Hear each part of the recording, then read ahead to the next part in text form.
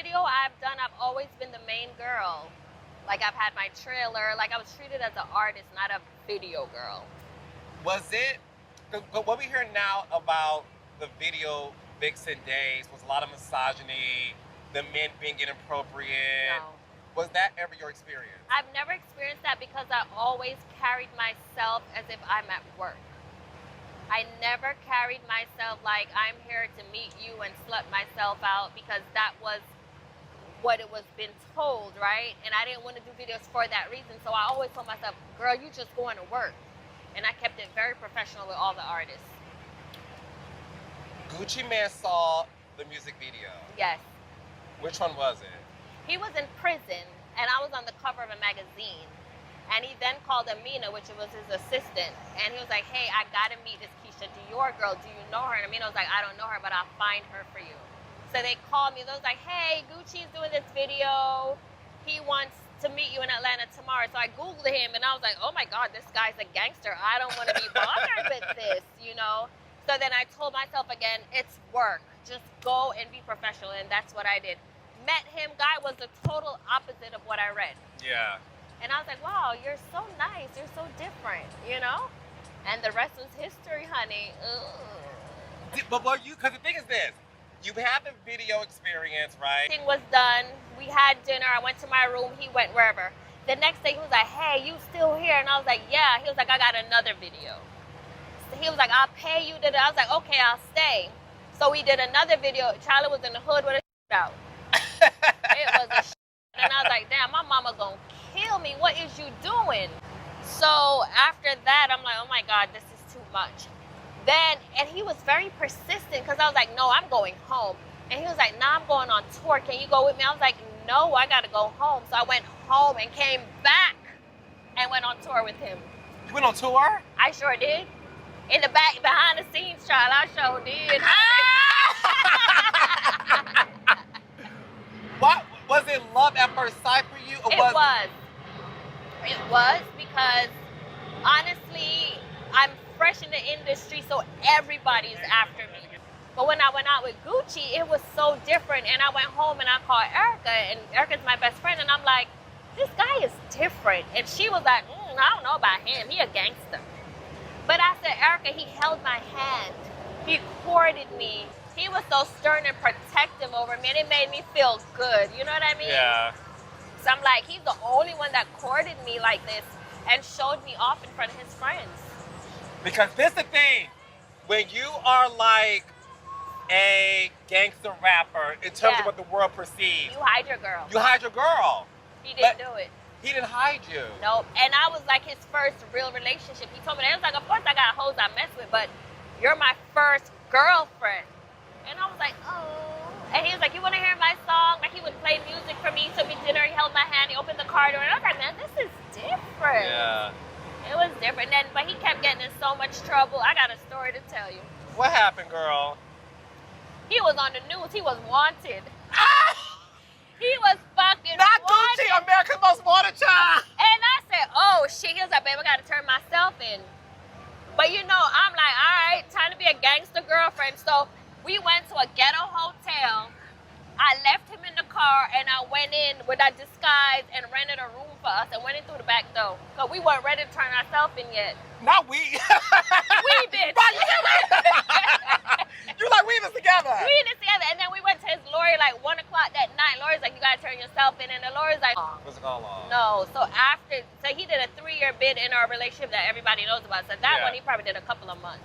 When he was there for a couple of months, you were like faithful, that's my man. Like, were you writing him letters and stuff? No, it was short. And at that time, the relationship was so new. I'm like, I don't know about this guy. Like, he's in trouble.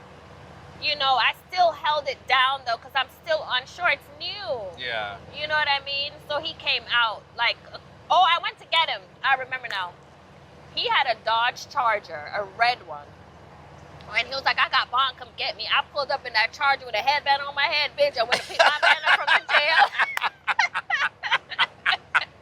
I did. I went and got his ass and bonded him out, honey.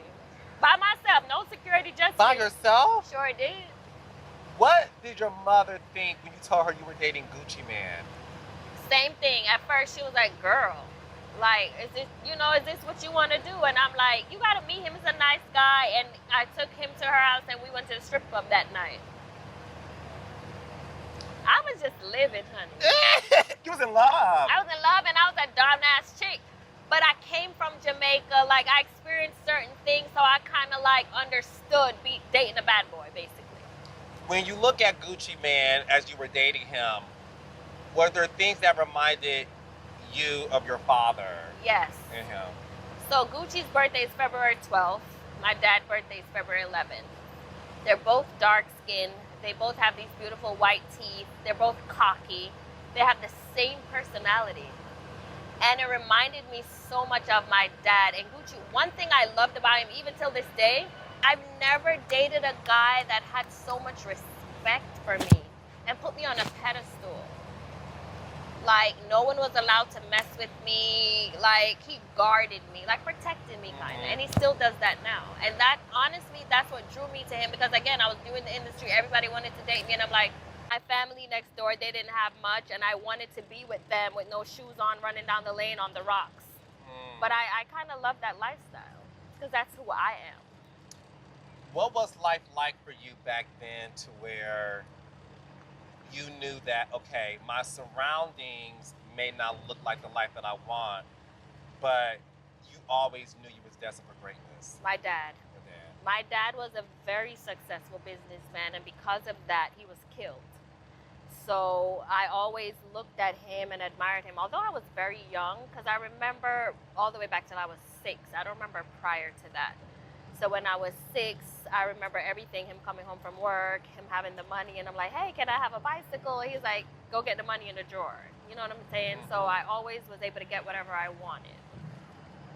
And what was that like for you when your father passed away? Did it forever just change you? It did, and we immediately came to America after he died. So if his funeral was today, we left tomorrow and came to America. Yeah, so then I had to like think about the life in Jamaica, the life in America, and just like damn, what do you want to do? But I think I was born with it, like his business skills and stuff, like it was embedded in me, because everything I've done and experienced, I didn't go to college for that. It's something I was born with. And your father got killed and murdered by people who was jealous of him. And was it his business partners? No, it's just people that was jealous. Definitely not business partners. I don't even know who did it back then. Wait, till this day, your father's murder is unsolved. No, it's solved. They went to prison, but me as a child didn't know who they were. But now that I'm older, people call me and tell me like, hey, people even call me like, hey, we know who murdered your father. Do you want revenge? And I said, no, I don't want any blood on my hands. Let God deal with them. And they're dead now. Wow. Yeah. How old were you when you came to Florida? So no, when my dad died, we went to Canada. So no one's ever known this because I didn't get in like too many details. So when he died, Where were you? When I came to Florida, I was 10. You were 10. Yeah. And then being in Florida, was it a culture shock from you being like living in Jamaica all those years? It was kind of different because we weren't used to like the lifestyle, and we didn't have much. My mom moved with all the money my dad had, but we didn't understand America, so it was very hard. We would walk to the grocery store, walk back because she didn't have a car. And then my mom went to nursing school, so it was very different for us because in Jamaica I went to private school. We were uppity up, and now you're in America. You're walking to the grocery store, you're riding a bike to school. It was very strange for us, but I adapted. I didn't like it. I wanted to go back home, but our dad wasn't there, so I just had to stay here. But in my heart, I felt like God took him to give us a better life. Yeah. Because it was just you and your brother. I had 2 brothers. And my older brother, when he was 7, so when I was 10, he was 12. So when he was 17, he got killed. He got shot in the head, skipping school, so he died. So it was like so much for the family, like, damn,